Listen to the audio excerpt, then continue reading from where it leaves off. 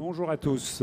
Nous allons vous présenter une petite vidéo concernant les énergies renouvelables et pour cela nous avons deux experts du métier.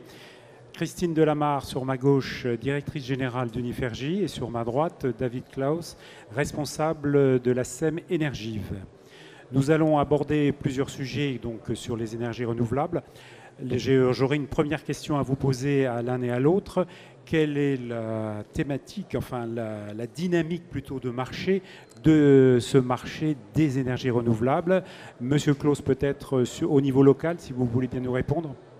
Alors, au niveau local, en Ille-et-Vilaine, les objectifs de production d'énergie renouvelable sont très en retard par rapport aux objectifs nationaux et régionaux.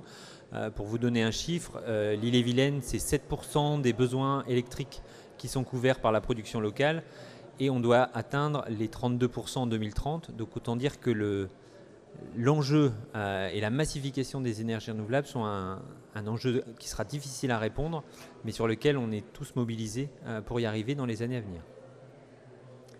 Alors, au niveau national, bien sûr, comme le dit M. Klaus, les ambitions sont de passer de 17% à 32% d'énergie renouvelable. Et par rapport, je dirais, aux mégawatts, il faut penser qu'aujourd'hui, nous avons 50 gigawatts d'énergie renouvelable, dont la moitié est composée par l'hydroélectricité qui fait la base. Et donc, les énergies renouvelables nouvelles, qui sont l'éolien, le photovoltaïque et la méthanisation, correspondent encore aujourd'hui à un quota assez faible. Et il faut retenir que d'ici 10 ans, on a l'ambition de passer à 100 gigawatts, ce qui correspond en fait à une dynamique de marché de plus de 10% par an et une année, je dirais, phare qui sera 2020. C'est 9 milliards d'investissements nationaux qui sont attendus. Au niveau local, pour atteindre ces ambitions, on a fait le choix d'aller sur l'ensemble des énergies, donc aussi bien le photovoltaïque, l'éolien, la méthanisation, mais également la biomasse. Au niveau national, il est dit qu'effectivement, les grands enjeux tournent autour, bien sûr, de l'éolien. Et le président de la République récemment a plutôt défini une trajectoire sur l'éolien onshore, donnant une petite déception sur le offshore. Et également sur le photovoltaïque, où là, les ambitions de multiplication des capacités sont énormes parce que nous avons des toitures, nous avons au sol beaucoup de capacités pour installer à nouveau des toits solaires. Merci à vous deux. Donc vous aviez déjà anticipé ma question sur la dynamique du marché. Maintenant, j'aurais peut-être une question plus pour M. Klaus. En fait, quel avantage ont les collectivités à créer des SEM ENR ? Alors, l'an dernier, en 2017, le syndicat d'énergie d'Ille-et-Vilaine, Rennes Métropole et le département avaient tous les trois acteurs publics importants en Ille-et-Vilaine la volonté d'aider à cette massification des énergies renouvelables, faisant le constat que les choses n'avançaient pas assez vite et que leur structure indépendamment n'était pas forcément outillée pour arriver à dialoguer avec les partenaires privés, dialoguer avec les partenaires bancaires sur ces projets d'énergie. Donc le choix a été de créer une SEM, donc une société d'économie mixte, regroupant ces trois acteurs publics avec une échelle territoriale qui est celle du département et en y associant des partenaires bancaires, dont le Crédit Agricole, qui nous a rejoints dans le capital de la SEM. Pourquoi créer une SEM ? On est sur un outil, un véhicule qui est à la fois juridique et technique, qui permet de mutualiser les moyens, qui permet de monter en compétences plus rapidement et d'être rapidement identifié par les acteurs de la filière comme le représentant des acteurs publics permettant de faciliter les projets. On a aujourd'hui beaucoup de projets qui sont bloqués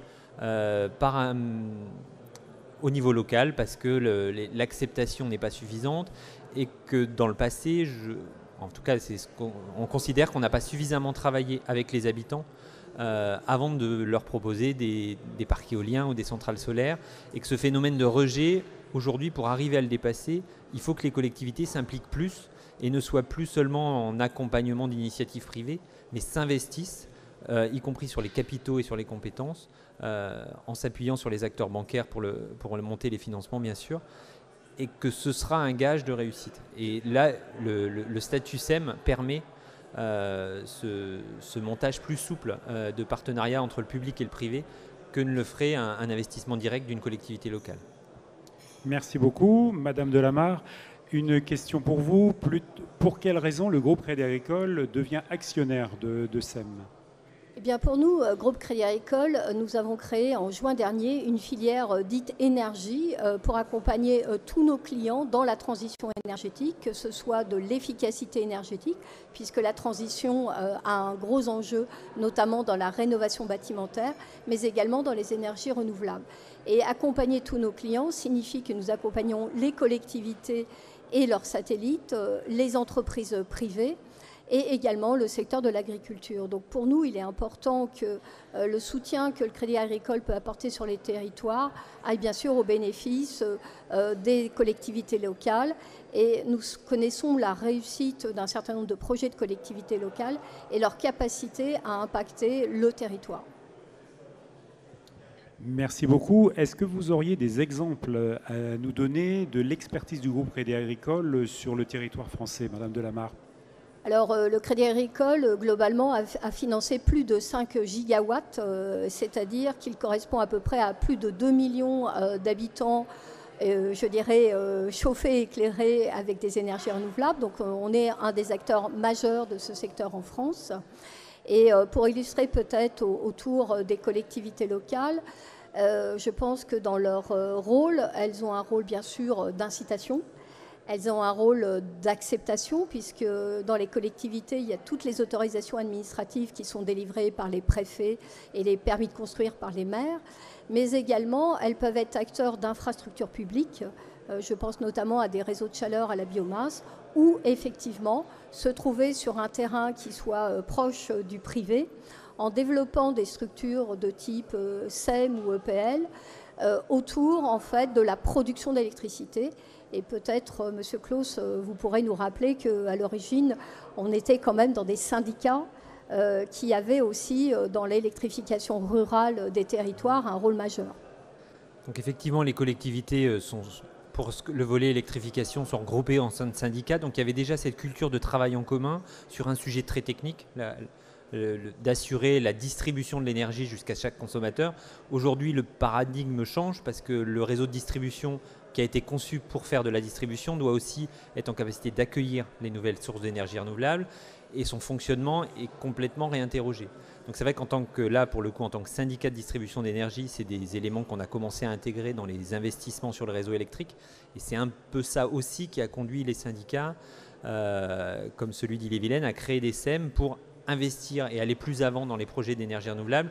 On a aussi des projets, des porteurs de projets qui nous font régulièrement état de leur difficulté d'accéder au réseau électrique et parce qu'il n'a pas été créé pour ça au départ et que c'est un vrai enjeu aussi de complètement inverser les choses, de passer sur un système de production décentralisé, alors qu'en France, on n'a pas du tout cette culture-là. On n'a pas ces mêmes thématiques ailleurs en Europe.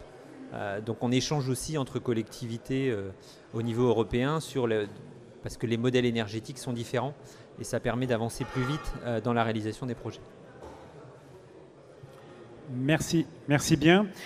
Pour terminer, pourriez-vous nous dire quelques mots sur les facteurs en fait de réussite mais de risque également que vous avez pu rencontrer, donc Monsieur Claus au départ et peut-être Madame Delamarre aussi sur certains dossiers.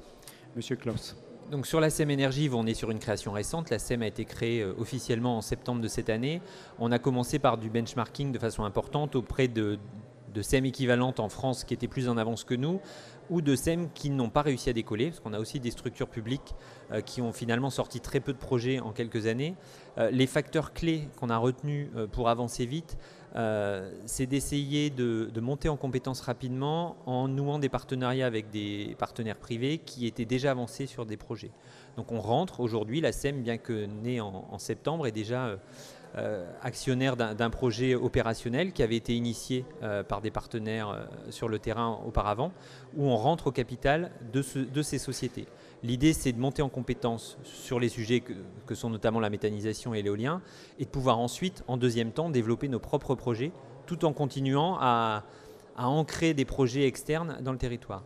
L'autre mode d'intervention, pour donner une consistance concrète, et quand on travaille avec des élus locaux, notamment au milieu rural, c'est important de leur montrer très concrètement notre action, c'est d'investir dans des centrales photovoltaïques sur toiture, plutôt de petite taille, Alors, on est en Bretagne,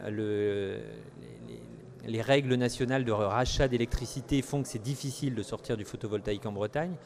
Donc, sur des projets de taille, des centrales de 100 kg, donc 600 mètres carrés de toiture, on arrive à sortir des projets qui économiquement se tiennent tout seuls. Sur des projets de plus petite taille, l'intérêt de la SEM, c'est de créer des grappes de projets, d'une vingtaine de projets, qui tout seuls n'arriveraient pas à sortir.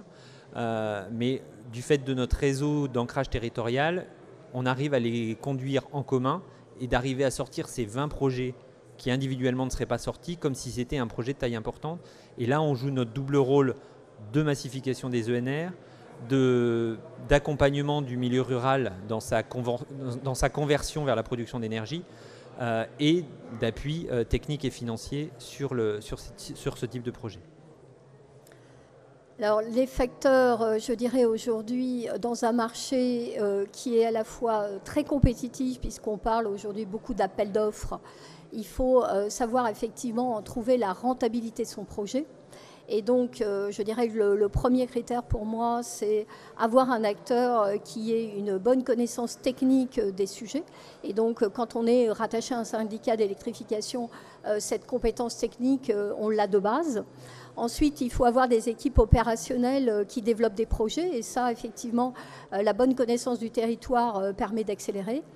Maintenant, il faut aussi avoir conscience qu'aujourd'hui, dans les énergies renouvelables, pour développer, par exemple, un projet éolien, on nous parle d'un temps de développement qui est entre 5 et 7 ans, avec des risques de recours. Donc, on peut aussi avoir des développements qui conduisent soit à un échec parce qu'on n'arrive jamais à obtenir les autorisations nécessaires.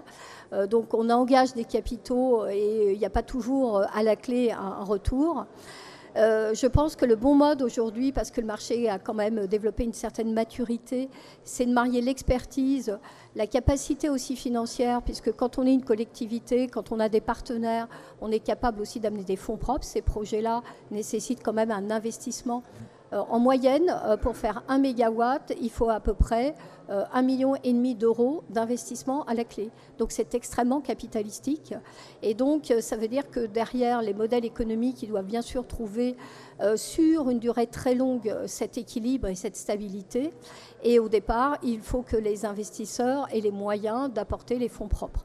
Donc le monde bancaire aujourd'hui s'est habitué en France à avoir des énergies renouvelables qui sont plutôt bien managées par les opérateurs. Les expériences, M. Claus, que j'ai en matière de SEM, qui se sont lancées maintenant il y a quelques années, montrent qu'effectivement, quand elles rejoignent je dirais, la bonne connaissance du territoire, l'accompagnement financier et la compétence technique, sont en mesure effectivement sur leur territoire de faire de très beaux exemples. Et donc, ce que je peux vous dire, c'est une bonne chance à votre SEM pour que sur votre territoire breton, vous fassiez plein de beaux projets. Eh bien, merci beaucoup, vous pouvez compter sur nous. Merci.